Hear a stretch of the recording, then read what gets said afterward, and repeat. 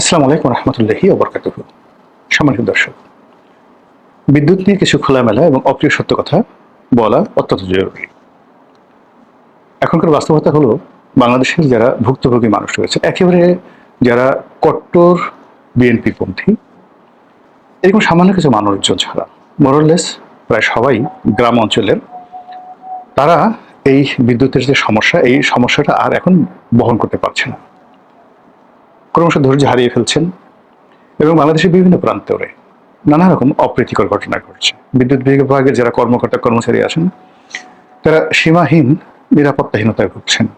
Telephone করে তাদেরকে গালাগাল করা হচ্ছে, অনেক জায়গাতে বিদ্যুৎ অফিসগুলোতে হামলা করার চেষ্টা করা হচ্ছে এবং বিদ্যুৎ বিভাগের বিভিন্ন লোককে টেলিফোন করে ডেকে নিয়ে তাদেরকে বেঁধে রাখা হচ্ছে, আটকে রাখা হচ্ছে উইদিন দ্য অর্গানোগ্রাম। অর্থাৎ বিদ্যুৎ বিভাগের কর্মকর্তাদের মধ্যে ধরেন general manager, DGM, AGM, operator, lineman, তাদের মধ্যে সম্পর্ক নষ্ট হয়ে যাচ্ছে। জনগণকে সামাল দেওয়ার জন্য দেখা যাচ্ছে যে তারা বিভিন্ন তথ্যপত্র গোপন রাখছে এবং বেশ কয়েকজন সিনিয়র কর্মকর্তা বিদ্যুৎ বিভাগে তাদের যে বক্তব্যগুলো, সেগুলো ইন্টারনালি যে সকল বক্তব্যগুলো টেলিফোনে হয়েছে, সেই বক্তব্যগুলো এখন রীতিমতো ইন্টারনেটে ভাইরাল। তো সেখানে লোডশেডিং হচ্ছে, কিন্তু জনগণকে বলা হচ্ছে যে না, লোডশেডিং হচ্ছে না, ছোট্ট একটা প্রবলেম হচ্ছে, এখনই সমাধান হয়ে যাচ্ছে, লাইন কিছুক্ষণের মধ্যে চালু করে দিচ্ছি। এই যে লুকোচুরির যে বিষয়টি, এই বিষয়টি এখন ওপেন সিক্রেট হয়ে গেছে। এই গেল এক। দুই নম্বর হলো যে বিদ্যুৎ আমাদের প্রয়োজন। জীবনযাত্রার মান বাড়ার সঙ্গে সঙ্গে আমাদের ফ্রিজ হয়েছে, টিভি হয়েছে, এয়ার কন্ডিশনার হয়েছে। কাজেই এই বিষয়গুলো ছাড়া আমরা এখন কাজ করতে পারছি না, ঘুমাতে পারছি না, চলতে পারছি না। এবং এটা একদিন দুই দিন নয়, যখন এটা ক্রমাগত আমাদের জীবনে এই বিদ্যুতের সমস্যাগুলো তৈরি হচ্ছে, তাহলে যারা এই ফ্রিজে মাংস রেখেছেন, বাজার থেকে কিনে এনেছেন, যারা বরফের ব্যবসা করছেন, তারপরে যারা যাকে বলা হয় এয়ার কন্ডিশনের মধ্যে ঘুমিয়ে সারাদিন কাজ করেন, এই অভ্যাসগুলো হয়তো 20 বছর আগে ছিল না, কিন্তু এগুলো আমাদের এখন অস্থি মজ্জায় মিশে গেছে। ফলে আমাদের যে জাতীয় উৎপাদন, আমাদের চিন্তা, আমাদের কর্ম, আমাদের প্রেম, ভালোবাসা, সবকিছুর সঙ্গে আসলে বিদ্যুৎ সংযুক্ত হয়ে গেছে। এর বাইরে বিদ্যুৎ কেন্দ্রিক যে সমস্ত শিল্প কলকারখানা রয়েছে, ধরুন আমাদের বাংলাদেশে এখন এয়ার কন্ডিশনিং, ফ্রিজ, বৈদ্যুতিক সামগ্রী, ফ্যান সবই তৈরি করার জন্য নিজস্ব ফ্যাক্টরি আছে। এগুলো মানে তারা যে উৎপাদন করবে, বিকজ বিক্রি বাট্টা হচ্ছে না, আবার এগুলো যে তারা চালাবে, উৎপাদন করবে, সেই উৎপাদন করার জন্য বিদ্যুৎ নাই। অন্যদিকে আমাদের যে কমার্শিয়াল প্রজেক্টগুলো রয়েছে, মিল, কলকারখানা, শিল্প, দোকান পাট, মার্কেট, বিপণী বিতান, এগুলো এখন আমরা ঠিক মতো চালাতে পারছি না। ফলে ওখানে যে লক্ষ লক্ষ মানুষের কর্মসংস্থান হুমকির মুখে পড়েছে। যাদের সামর্থ্য আছে তারা ডিজেল দিয়ে জেনারেটর চালিয়ে হালকাভাবে হলে পরিস্থিতি সামাল দেওয়ার চেষ্টা করছেন। তাদের সংখ্যা শহরে ধরুন বড় মার্কেটগুলো আছে বা বড় বিপণী বিতান বা যে সকল রেসিডেন্সিয়াল প্রজেক্ট রয়েছে, যারা খুব ধনী, তারা হয়তো এই জিনিসগুলো সামাল দিতে পারছে আংশিকভাবে। কিন্তু ঢাকা শহরের 1000টা বিল্ডিং এর মধ্যে একটা বিল্ডিং এও পরিপূর্ণভাবে জেনারেটর সাপোর্ট দেওয়ার মতো, 4 ঘন্টা 5 ঘন্টা জেনারেটর সাপোর্ট দেওয়ার মতো এরকম পরিস্থিতি নেই। অর্থাৎ আধুনিক কিছু বিল্ডিং এ তারা সেখানে হয়তো বড় জেনারেটর তৈরি করেছে, কিন্তু বেশিরভাগ বিল্ডিং এ দেখা গেল আইপিএস এ চলছে, সোলারে চলছে, বা জেনারেটর দিয়ে চালানো হচ্ছে একটা বাল্ব, একটা লাইট, একটা ফ্যান এবং লিফট চালানোর জন্য। ফলে পুরো শহরে যেখানে লোডশেডিং হচ্ছে, সেখানে গ্রামে বা জেলা শহরগুলোতে যা কিছু হচ্ছে, সেখানে একটা রীতিমতো জাতীয় ফ্রাস্ট্রেশন তৈরি হয়ে গেছে। এই কষ্ট, এই দুঃখ, এই বেদনা সরকারে যারা আছেন তাদের অন্তরের অন্তঃস্থল থেকে এটা বুঝতে হবে, অনুধাবন করতে হবে। আপনি আমার আত্মীয় মারা গেছেন বা আমার বাবা মারা গেছেন, এখন আমি এই কষ্ট আমি ভুলতে পারবো না। এখন আমি কাঁদছি, আমি কষ্ট পাচ্ছি, কিন্তু আমার বাবার সঙ্গে আপনার একটা লেনদেন ছিল, শত্রুতা ছিল। আপনি এসে বলেন যে মরছে, ভালো হয়েছে, শয়তানটা জাহান্নামে যাক। আমার কান্না বন্ধ করে আমার প্রথম কাজ হবে আপনার মাথায় একটা বাড়ি দেওয়া। এবং এই ঘটনা কোনো পাগলও করে না। এখন বাংলাদেশের যে সমস্যাগুলো হচ্ছে, প্রথম হলো এই সমস্যাগুলো স্বীকার করে নেওয়া, জনগণের প্রতি সহানুভূতি প্রকাশ করা, এবং যারা খুব ভালো কথা বলতে পারে, মানুষকে মোটিভেট করতে পারে। যেমন বিএনপিতে এই মুহূর্তে আসলে কথা বলার মতো সালাউদ্দিন সাহেব ছাড়া আর কোনো ব্যক্তি নাই, যার কথা শুনলে মানুষ বিরক্ত না হয়ে, যার কথা যাকে বলা হয় অনুসরণ করে। সালাউদ্দিন সাহেব আছেন, মির্জা ফখরুল সাহেব আছেন, তারপর ইভেন এই যে এখন মেজর হাফিজ আছেন, তারা এই 4-5 জন লোক আছেন বিএনপিতে, যাদের কথা শুনলে মানুষ অ্যাটেন্টিভ হয়। অ্যাটলিস্ট রাগ হয় না। কিন্তু এর বাইরে বিএনপিতে অনেক ননসেন্স তৈরি হয়ে গেছে, যারা প্রতিনিয়ত নুইসেন্স তৈরি করছে, এমন সব কথাবার্তা বলছে যে কথাগুলোর সঙ্গে বাস্তবতার মিল নেই, যে কথা শুনে মেজাজ গরম হয়ে যায়, মাথা ঠিক রাখা যায় না। তো সেই কথাগুলো যেন এই মুহূর্তে বলা না হয়, এটা হলো একটা প্রথম বিষয়। দ্বিতীয় যে বিষয়টি হলো, স্বয়ং প্রধানমন্ত্রী থেকে শুরু করে যারা বিদ্যুৎ মন্ত্রী আছেন, বিদ্যুৎ বিভাগের দায়িত্বপ্রাপ্ত লোকজন ছাড়াও সরকার অন্য গুরুত্বপূর্ণ যে সকল মুখপাত্র আছেন, এগুলো মানে এদের অনেকেই জনপ্রিয়তা হারিয়ে ফেলেছেন। এদের সবারই এক একটা করে কারো নাম চাটা, কারো নাম পাঠা, কারো নাম ঠাটা, এরকম আলটিমেটলি বাজে বাজে নাম হয়ে গেছে। তারা মিডিয়ার সামনে এসে এই বিদ্যুৎ নিয়ে, রাজনীতি নিয়ে, সরকারকে রিপ্রেজেন্টেশন করে এই সময়টাতে যে কথাগুলো বলছেন, হয়তো বিদ্যুতের সাথে সম্পৃক্ত নয়, কিন্তু মুক্তিযুদ্ধের সাথে সম্পৃক্ত, মুক্তিযুদ্ধের সাথে সম্পৃক্ত নয়, কিন্তু দেখা গেল যে ব্যাংকিং ব্যবস্থার সাথে সম্পৃক্ত। মানে যেহেতু আমাদের আরো 10টা সমস্যা আছে, আমার হাতে ফোড়া হয়েছে, তো আমি ফোড়ার যন্ত্রণায় কাতরাচ্ছি, ওই সময় যদি আপনি এসে ফোড়ার উপরটা সুড়সুড়ি দেন, মেজাজটা কেমন লাগে?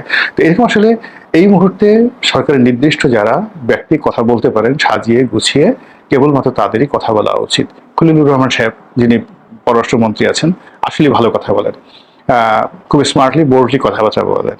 তারপরে যেটা বললাম, সালাউদ্দিন সাহেব খুব ভালো কথা বলেন। ইভেন আন্দালিব রহমান পার্থ, তিনি বিএনপির নন, কিন্তু এই মুহূর্তে যদি সরকার জনগণকে মোকাবেলা করার জন্য, পাবলিক পারসেপশন তৈরি করার জন্য তাদেরকে কথা বলার জন্য সামনে এগিয়ে দেয়, প্রিয় মুখ, এই প্রিয় মুখগুলো কথা বলতে পারে। ওই যে আরেকটা ভদ্র মহিলা আছেন এখন সংসদ সদস্য, ফারজানা পুতুল, মহিলা শিশু বিষয়ক, প্রিয় মুখ, চমৎকার কথা বলেন, গুছিয়ে কথা বলেন, রাগ হন না, স্মিত হাস্যে কথাবার্তা বলেন।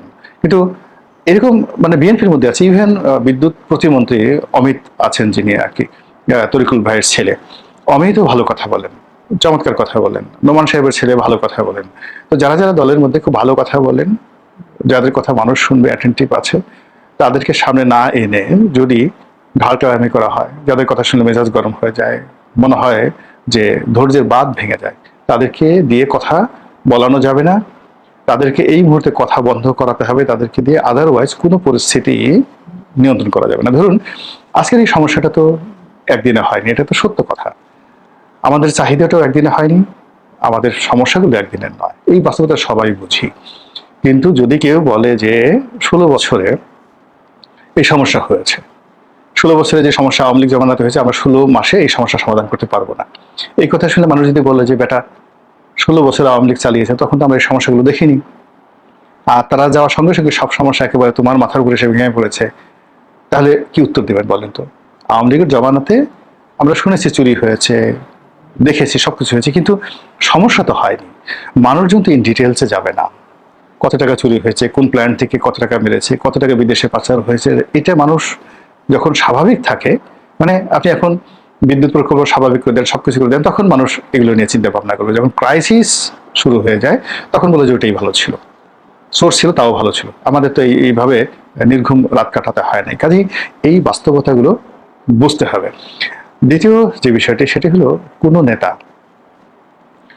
নেতা কখনোই দায়ভার অন্যের ঘাড়ে চাপায় না, কখনোই অন্যকে ব্লেম করে না।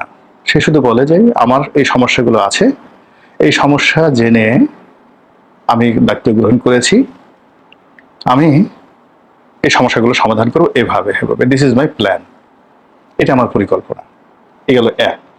2 নম্বর হলো যে আমি এমনি এমনি ক্ষমতা নিয়েছি না বুঝে, কিন্তু আমি দেখছি যে আমার এই সমস্যা সমাধান করার কোনো যোগ্যতা নেই, আই ক্যানট ডু ইট, আমি এটা চালাতে পারবো না, অতএব আসসালামু আলাইকুম, আহলান ওয়া সাহলান না বলে বললেন আলবিদা আলবিদা, চলে গেলাম।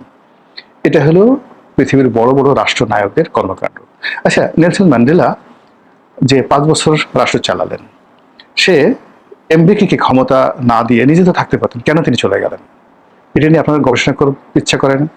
অথবা রবার্ট মুগাবে, জিম্বাবুয়ে, তিনি ক্ষমতা গ্রহণ করার পরে যার কাছ থেকে ক্ষমতা নিলেন, সেই মানুষটি 50,000, অর্থাৎ শেখ হাসিনাকে বলা হয় যে সে 1400 মানুষকে মেরে ফেলেছে। জিম্বাবুয়েতে এই ক্ষমতার যে পালা বদলটা হলো, তার ঠিক কয়েক মাসের মধ্যে 50,000 জিম্বাবুয়ের নাগরিককে মেরে ফেলেছিল সাবেক সরকার। অথচ রবার্ট মুগাবে ক্ষমতায় এসে রিকনসিলিয়েশন করে সেই লোকটিকে, অর্থাৎ যে মেরেছিল সাবেক সরকার, তাকে স্বাধীন করে দিলেন, জেলেও নিলেন না, এবং বললেন যে আমি এরকম একটা সুশাসন প্রতিষ্ঠা করবো যে তুমি এই শহরে নিরাপদে ঘুরতে পারবে, একটা লোক তোমাকে টু শব্দ করবে না এবং একটা লোক বাজে শব্দ উচ্চারণ করবে না। সেই আগে যারা কলোনির মানে হোয়াইট চামড়ার মানুষ ছিল দক্ষিণ আফ্রিকার মতো, যারা জিম্বাবুয়েকে দীর্ঘদিন ধরে শাসন করত। তো এই বক্তব্য যখন তিনি বলছিলেন, জাতিসংঘে বলছিলেন রবার্ট মুগাবে, যে আমি আমার দেশে এই কাজগুলো করেছি, আমি ক্ষমতা গ্রহণ করে যে লোক আমার দলের দেশের মানুষের মধ্যে থেকে খুঁজে খুঁজে 50,000 নেতৃবৃন্দ, সাধারণ জনতা নয়, যাদেরকে গুলি করে মেরেছে, তাকে আমি স্বাধীন করে দিয়েছি এবং সে বুক ফুলিয়ে জিম্বাবুয়ের এই প্রান্ত থেকে ওই প্রান্ত পর্যন্ত ঘোরাফেরা করেছে, তার একটা টু শব্দ শুনতে হয়নি এবং একটা মানুষ কোনোদিন তাকে একটা ঢিল ছোড়া তো দূরের কথা, মুখ দিয়ে একটা বাজে শব্দ উচ্চারণ করেনি। এই কাজ কি ইউরোপ করতে পারবে? এবং এই কারণে কি হচ্ছে, যখনই জিম্বাবুয়ের নাম চলে আসছে তখন রবার্ট মুগাবের নাম চলে আসছে। যখন রবার্ট মুগাবের নাম চলে আসছে এবং তিনি যখন জাতিসংঘের ডায়াসে বসে সেই আমেরিকার প্রেসিডেন্টদেরকে গালাগালি করেন, আমেরিকা চুপ হয়ে থাকতে হয়, ডেভিড ক্যামেরনকে চুপ হয়ে থাকতে হয়, ব্রিটেনকে চুপ হয়ে থাকতে হয়, বিকজ ওই ধরনের সফলতা, নেতৃত্বের গুণাবলী তাদের মধ্যে রয়েছে। এখন দেখেন পল কাগামে যে কাজগুলো করছে রুয়ান্ডাতে, এখন যেভাবে আপনার বুরকিনা ফাসোতে যে কাজগুলো করছে ইব্রাহিম তারোরে, কিংবা ইভেন উগান্ডাতে যে মুসুভেনি এখন প্রেসিডেন্ট যেভাবে সমাজকে নিয়ন্ত্রণ করছেন, রাষ্ট্রকে নিয়ন্ত্রণ করছেন, সবাইকে হ্যাপি রাখছেন, ফলে ইউরোপ তাদের সাথে কথা বলতে পারে না। এর আগে যখন ইউরোপিয়ান কলোনিগুলো ছিল তারা এটা পারেনি।